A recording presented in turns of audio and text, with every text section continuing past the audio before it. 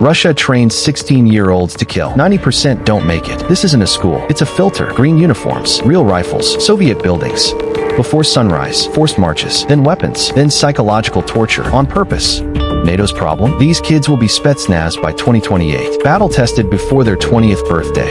Full breakdown on NeuroIntelE. Subscribe before this gets removed. 90% of the recruits who walk through these gates will fail. Not fail a test. Fail the entire program. Sent home. Erased from the roster. Like they were never here. But the 10% who make it through? NATO analysts have a name for them. A specific name. And I'm not going to tell you what it is. Not yet. Because to understand why that name matters, you need to understand what these teenagers survive to earn it. This is Russia's Special Forces University. Age of entry, 16. And what happens inside these walls over the next several years is engineered, deliberately, systematically, to produce something the West doesn't have an equivalent for.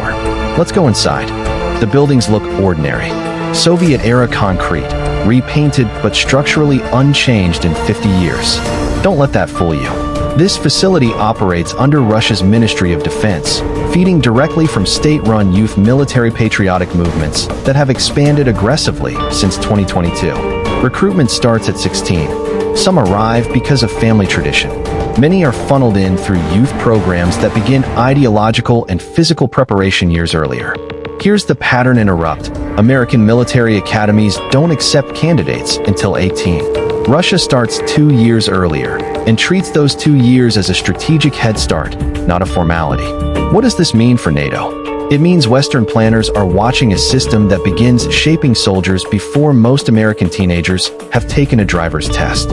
And this is where the psychological training begins, footage that, until recently, almost never left the compound.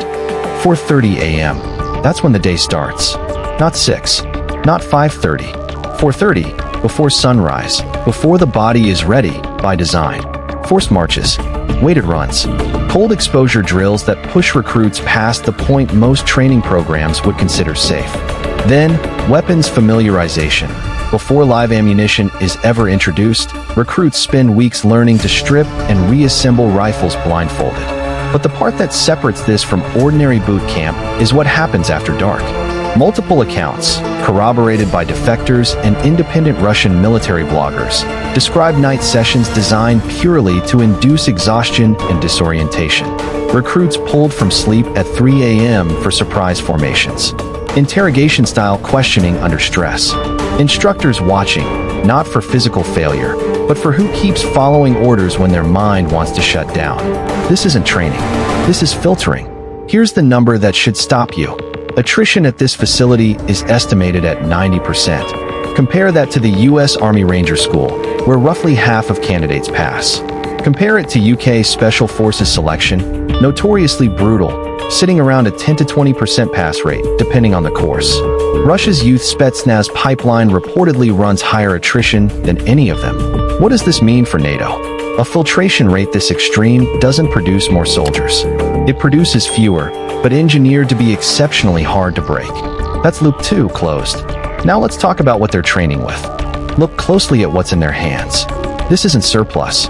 This isn't decommissioned Cold War hardware handed down to teenagers as a formality.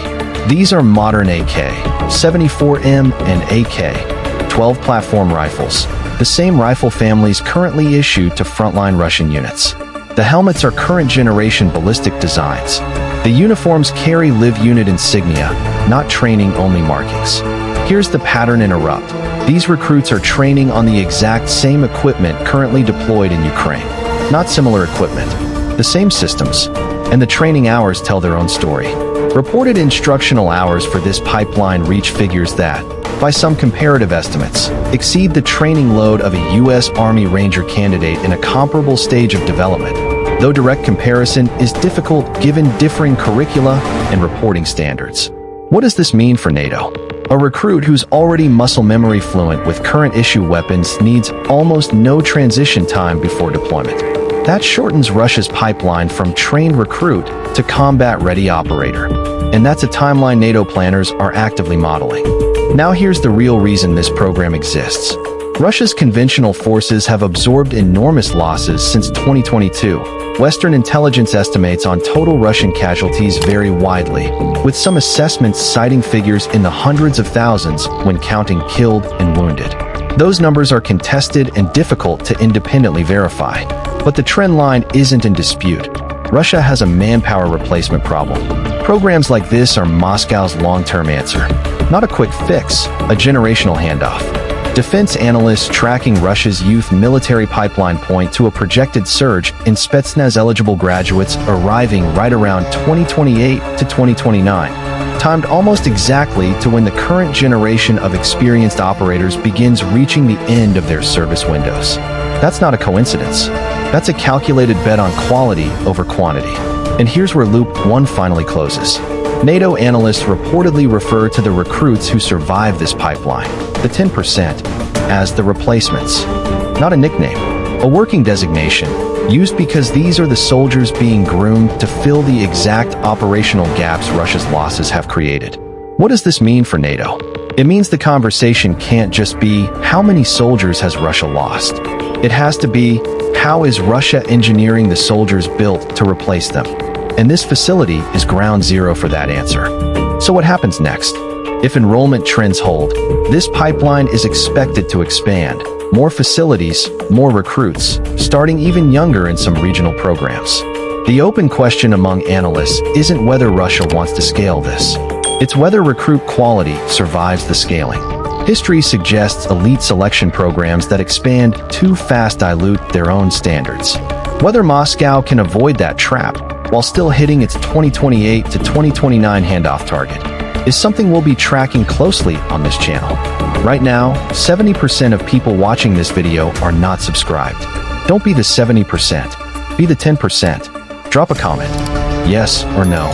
Do programs like this actually produce better soldiers, or is this mostly state propaganda designed to project strength? I want to see where this community lands. One more thing before you go. This video walks right up to the line of information most channels won't touch. And if you're watching this after it's already been reworked or re-uploaded, that's why. We push right up to what's allowed to say. Next time, we're going even deeper. Inside Russia's Satan II intercontinental missile program, and why NATO quietly stopped publishing its yield estimates. You do not want to miss that one. Subscribe, turn on notifications, and I'll see you in the next briefing.